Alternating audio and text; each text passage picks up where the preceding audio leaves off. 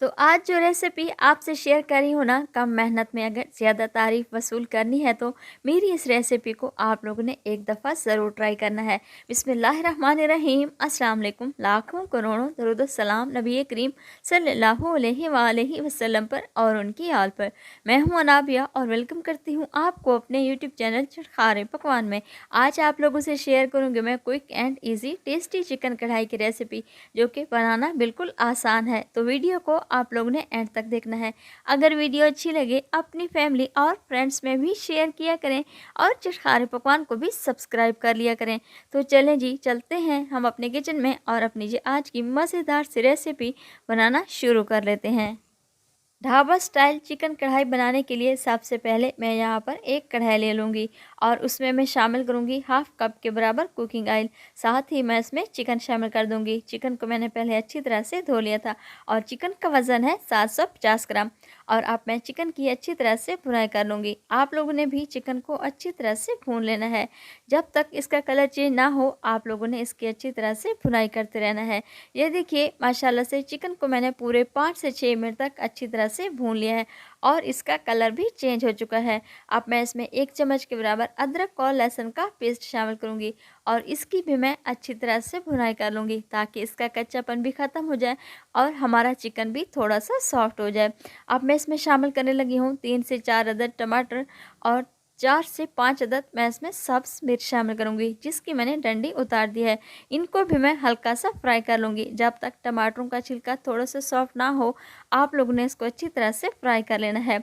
ये देखिए माशाल्लाह से टमाटरों का छिलका सॉफ्ट हो चुका है और अब मैं इनको निकाल लूँगी और इनको मैं मिक्सी जार में डालकर अच्छी तरह से ग्राइंड कर लूँगी और इनका बेहतरीन सा पेस्ट तैयार कर लूँगी।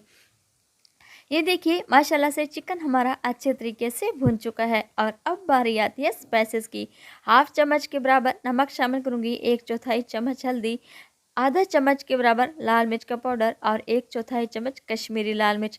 ये सिर्फ कलर के लिए होती है। और अब मैं तमाम मसाले शामिल करने के बाद इसको अच्छी तरह से मिक्स कर लूँगी। साथ ही मैं इसमें थोड़ा सा पानी भी शामिल कर दूँगी ताकि ये मसाले नीचे लगे ना। ये देखिए चिकन को मैंने अच्छे तरीके से मिक्स कर दिया है और अब मैं दोबारा 5 से 6 मिनट तक इसकी अच्छी तरह से भुनाई कर लूँगी ताकि ये तमाम मसाले चिकन में अच्छी तरह से जज्ब हो जाएँ।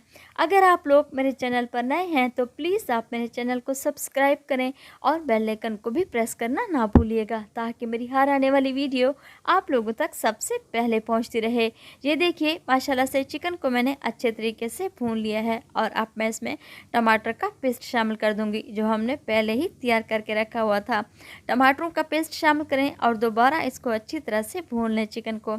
ये देखिए माशाल्लाह से चिकन कढ़ाई का कलर अभी से ही बहुत ही मज़े का नज़र आ रहा है और आप लोगों ने भी मेरी इस रेसिपी को ज़रूर ट्राई करना है। टमाटरों का पेस्ट शामिल करने के बाद मैं इसको कवर लगाकर छोड़ दूंगी पूरे 5 से 6 मिनट के लिए ताकि टमाटरों का पानी खुश्क हो जाए और हमारा चिकन भी थोड़ा सा सॉफ्ट हो जाए। ये देखिए माशाल्लाह से पूरे 5 मिनट गुजरने के बाद आप लोग देख सकते हैं चिकन का पानी अच्छे तरीके से खुश्क हो चुका है। और अब मैं इसमें शामिल करने लगी हूँ आधा चम्मच के बराबर सफ़ेद ज़ीरा, आधा चम्मच खुश्क धनिया और आधा चम्मच ही मैं इसमें शामिल करूँगी काली मिर्च का पाउडर। इन्हीं मसालों से हमारी ये चिकन कढ़ाई बहुत ही मज़े की तैयार होने वाली है। और अब मैं दोबारा इसको अच्छी तरह से भून लूँगी और अब मैं इसमें शामिल करने लगी हूँ आधा कप के बराबर दही। दही को मैंने पहले अच्छी तरह से फेंट लिया था। दही शामिल करने के बाद मैं दोबारा इसको अच्छी तरह से मिक्स कर लूँगी और इसे कवर लगाकर छोड़ देंगे ताकि दही का पानी खुश्क हो जाए।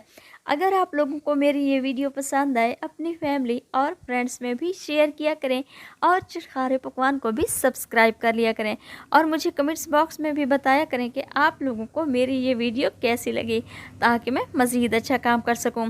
ये देखिए माशाल्लाह से दही का पानी अच्छे तरीके से खुश्क हो चुका है और अब मैं चूल्हे को बंद कर दूंगी। मुझे इतनी ही ग्रेवी चाहिए थी। अगर आप कम ग्रेवी रखना चाहते हैं तो आप इस ग्रेवी को थोड़ा सा खुश्क भी कर सकते हैं।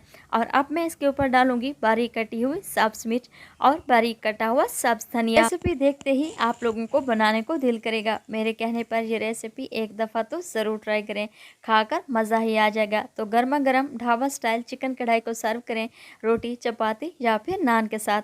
तो मिलते हैं हम अगली रेसिपी में। अल्लाह ताला आपको खुश रखे। अल्लाह हाफिज़।